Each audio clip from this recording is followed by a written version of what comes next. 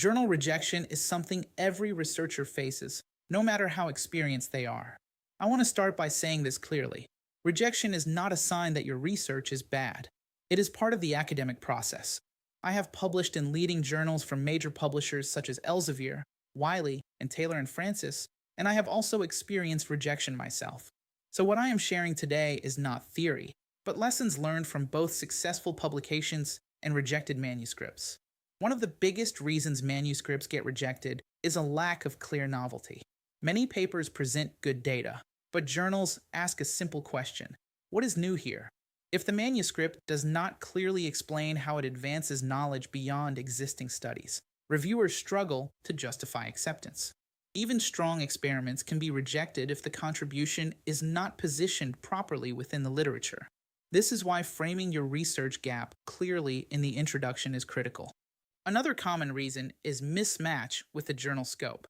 Authors sometimes submit to journals based on impact factor or reputation rather than relevance. Editors quickly reject papers that do not align with the journal's audience, even if the science is solid.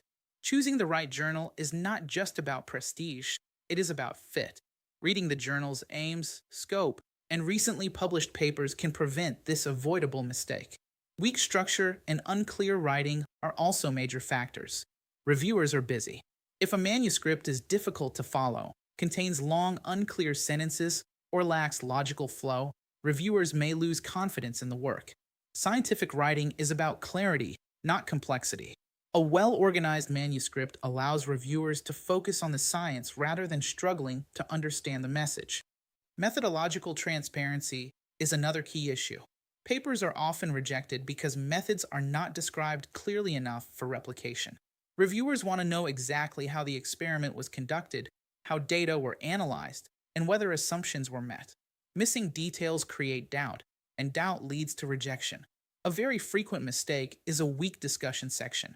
Many authors simply restate their results instead of interpreting them.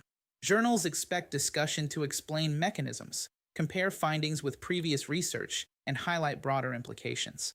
Without interpretation, even strong results can appear descriptive rather than scientific.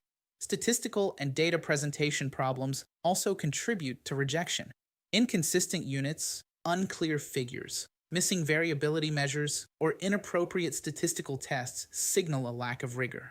Reviewers carefully examine whether conclusions are supported by the data, and any mismatch raises concerns about reliability. Sometimes rejection happens simply because the manuscript was rushed. Small issues such as formatting errors, inconsistent references, or unclear figures may seem minor, but they create a negative first impression. A manuscript should be treated as a final product, not a draft submitted in hope of revision. From my experience publishing in international journals and receiving reviewer feedback, I have learned that rejection often reflects presentation rather than the research itself. Many rejected papers can become successful after careful revision, clearer framing, and better journal selection. Rejection should be viewed as professional feedback, not failure. In academic publishing, persistence matters as much as quality. Every published researcher has faced rejection.